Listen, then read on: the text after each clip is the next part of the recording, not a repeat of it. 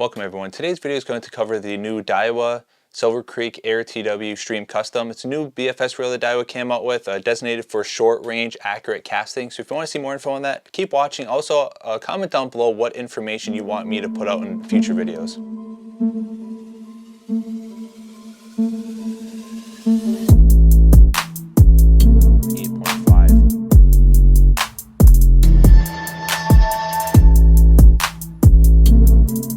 Alright, so it's finally came. There's a fairly short release. I know that Daiwa Japan didn't really have much info on the reel, other than I think it was like a month and a half ago, then boom, and now it's out. So I got it, I ordered this from Digitaka 4 days ago, and then it got to my doorstep today. So it's pretty fast shipping. But moving on, how this reel plays into the whole recent Daiwa BFS reels is that you have the Alpha's AIR TW that came out last year. As this reel here, it's been painted so it looks a little bit different. But this was the first BFS reel on this platform that came out. And then the Gekkabijin AIR TW came out. So this is designated for like long range saltwater fishing with BFS style lures. And then now it's the Silver Creek that's right here. This is designed for short range. So Daiwa covers a lot of bases with these three reels as far as BFS fishing. I'll give a lot more information in future videos as far as performance and such. I haven't got to use it yet, but for my assumptions, I think it's going to perform very well. I do nowadays like fixed inductors. That's one thing I'll show a little bit later. This spool does have a fixed inductor, and I'll go over what that means. Some of the technical specs here. You got an 8:5:1 gear ratio, which is just like the Gekkabijin, and the Alpha's AIR TW has 8.6. So I don't know if they changed the gears up a little bit. Maybe there's some durability issues. I'm not sure. But there is a slight difference in those gear ratios. So to start off with, I'm going to explain where the Silver Creek comes from. The Silver Creek, it's a line of Daiwa products that are aimed toward trout anglers. So they have lures, reels, rods. So if you see a Silver Creek product by Daiwa, it's generally targeted toward trout anglers. It doesn't mean you can't use it for bass though. I use bass lures for trout and vice versa all the time. So that's where that comes from. I guess arguably this is a more recent take on the previous Stream Custom reel that Daiwa came out with, was the Alpha's AIR Stream Custom. It was a really nice reel. I did like it. The ergonomics were your typical, like the classic Alpha's platform. Fast forwarding now, this one's based on the new Alpha's platform, which I think is more comfortable and it's smaller.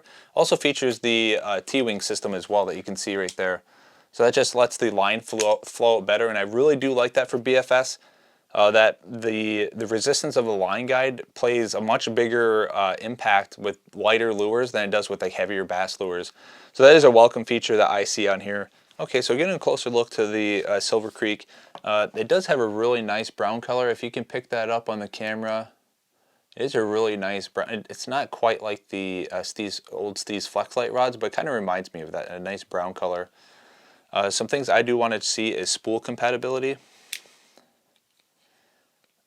Let's see here. So how I like to take the spool, I should go over this. With these Alphas, it's just a lever right there, and then you just push up with this on the spool, just gently, and that's how you just pop the spool plate out. That gold ring there, that's just to make sure that the frame, which the Alpha's frame has, the Alpha's SVTW frame has no ring on there, because this basically will shrink the frame down to from 32 millimeters down to 28 millimeters. It does have micro bearings in there, if you can see that. They're not like open micro bearings like Roro or Hedgehog, but they are still micro bearings that perform pretty well. Here's a close-up of the spool here. It's nice. It's almost like a champagne color, just like the other gold accents. It's just easier to say gold than champagne, but if you can see that, it does say Silver Creek AIR TW Stream Custom, and the inductor does not move. That means it's fixed in place. And what that does, that gives you, and it's a very thin inductor, if you can see that. So what that's going to do is give you a very light braking, but it's constant but very light. So what that's going to do is help with that very, very short casting. If you can see here, I'll pop open the Gekkabijin real quick. So maybe the Alpha spool, actually, yeah, the Alpha spool would probably be better, a little bit better contrast with the background here. Okay, so this is the Alpha's AIR TW spool, and if you can see, the inductor moves out. So that's going to give you a little bit more dynamic braking. So if you're pitching or your spool's moving slow, your inductor is going to be closer. I mean, it's going to be away from the brakes more. And then as you cast or do like your spool spinning faster, it pops out and gives you some braking. This is also a very thin inductor on there, but it's not as, doesn't look as thin as the, they're actually about the same as the Silver Creek AIR TW. So that's just, and this braking system is more for a little bit more distance. I feel that this spool is a good all-around spool. It really did impress me. I'll put a link down below to my review video of it. But the spool did impress me quite a bit pitching light lures and streams. It does do really well. And then the Gekkabijin, if you can see this inductor, it doesn't pop out as much. The inductor is a little bit thicker, but it doesn't pop out as much. So this is definitely distance oriented. What I'm going to do for a test fit, I'm just going to fit these spools in there. I'm pretty sure that they do fit all together. And these spools all weigh about the same too. They weigh like right around, I think it was like 8.5-ish. Oh look, see, I can just put a different, that's a different side plate on there. I did that on accident, but it does fit because they all share the same size spool. I mean, you might have to adjust the tension up ever so slightly. Let me put the stock.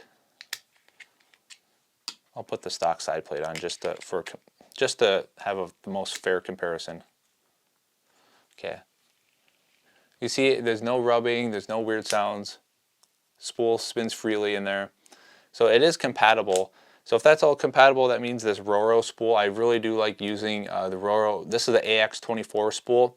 I really do like using this for stream fishing. It's been really nice so far, and I can cast a lot flatter. This is a really fast spool though, so if you are fishing in streams, it's a really good spool. But open water, I think the stock spool, at least for the Alpha's AIR TW, is better for open water. And let me take this out of here. Some other notable differences, I should say. This is an 8 to 5 gear ratio, so it's 8.5 to 1 gear ratio. The Alpha's AIR TW is 8.6. I'm not sure why they changed that. It could be they redesigned the gears or something. The Gekkabijin is also 8.5. I should say these are not the stock drag star or the stock knobs. I got these from Digitaka when I ordered that Conquest. They do look really, really nice on there, and they match the red cover right here perfectly. Where's the side plate? So many side plates around here. I'm getting them lost and confused. Brake dial. If you can see right here, the brake dial is your typical like the Alpha's SVTW, the Alpha's SVTW, and all the newer Daiwa reels seem to have the knob on the bottom. That's a lot better. So when you're palming the reel with the SS Air, I know like the brake dial is up here, is kind of annoying because sometimes I'd accidentally hit my brakes. And if you're casting really light lures in a stream setting, like just one or two changes of the knob makes a really big difference. The reel is overall very smooth in hand. I'll try to put a little bit of resistance on there. It does feel really nice. It's not quite as smooth as the Gekkabijin, but this thing is ridiculously smooth. But this reel, I think it's definitely smooth for the money. And I think with a little bit of use, that might help too. I know my Corrado BFS, it's smoothed up after a little bit of use. That feels really nice. Comparing drag clickers, so this is the Gekkabijin. They're about the same the same drag tension. Does sound really nice. It's not jerky. The only sort of jerking that there is just because of the vibration from the drag clicker itself. It's not the drag disc being jerky at all. And to the Silver Creek, it's more pronounced. It kind of reminds me of the Sagisi Customs version 2 drag clicker, except for this one's like a more metallic sound, which is just a preference. It's not like it works any worse or anything. So something else I do want to point out on here, this spool has less line capacity than the Alpha's AIR TW, so this is going to set at the shallowest spool as far as line capacity. Alright, if you can see right here, there is fluoro nylon, 6 pound, 40 meters, and the 62 right there, I use my phone, use Google Lens, I use Translate. That equals 62 turns of the handle will get you approximately 40 meters of 6-pound line. You can see the size there. It's 0.205 millimeters. So if you're using line around that size, 62 turns of the handle will get you approximately 40. And for PE and braid, it's going to take a couple extra. I see it says 66 instead of 62. That's because braid is more narrow, so it's not going to add as much diameter to your spool as you're adding line to it. But that's really nice that Daiwa included that. I do have some landmarks outside of my house that I use to. I don't generally put 40 meters of line on. I generally put either 33 meters or I'll put 50 meters. It just helps math with spools a little bit better. Some other things. Was there anything else in here?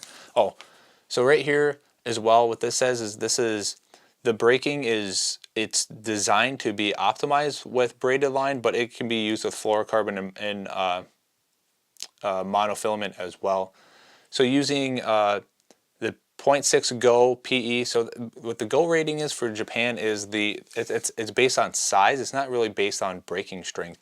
Like the Verivis bait finesse braid that I have, that is 0.6 Go, and I believe that's 10 pounds, approximately 10 pounds. Yeah. You can see the rating up here. So using that 40, this is like the thumbing required, it says, and it's more of backlash prone. This is a comfort zone, the 6 to 13 grams, and then 14 to 20 grams is like basically thumb-free, effortless. I can almost promise you can get down to the like 3 grams fairly easy, especially with braided line. You just have to make sure your brakes are set pretty good. I mean, that's it. And I'll be taking this part as well, so I can do a side-by-side with the Gekkabijin to compare gears, see how the drag clicker works, see how the drag washers are, and all that kind of stuff. So that is going to be an interesting series. So make sure you subscribe if you want to see that, and also comment below what else you want to see with this reel. If you want to see the insides of it, if you want to see certain things, just let me know, and I can make sure I can do that. All right, so hopefully this video helped you gain a little bit more information on the Silver Creek, and also kind of a little bit comparison as to where it fits into Daiwa's setup and my intended uses. For the rod that I'll be using on that on the water review is going to be my Daiwa Silver Creek AGS. It's a 5'2" light powered 2-piece rod that Daiwa came out with a few years ago. It's a really nice rod. It's a little bit heavy than I usually like for trout, but the trout that I could be catching could be some really big steelhead, or there could be, you know, medium-sized rainbow trout. So I'm not really too sure what I'm going to go into, but I will put that on there. One, I think it'll look nice, but two, just in case I hook into a bigger fish, I have that backbone to be able to control the fish. Especially right now with how the rivers are with ice. If you've seen that SLX video, there's some ice shelves, and I really don't want a fish to run underneath one of those ice shelves, and I don't have the power to turn it away from there. So if you want to see those, the performance of the Silver Creek AIR TW, make sure you subscribe and also comment down below what lures you want me to cast. I'll be doing some trout minnows, such as like the Creep Aim and Duo Spearhead. And I also will be doing some jigs as well, just to kind of see what the capabilities of the reel are. So if you're interested in that, keep watching and remember to comment down below too.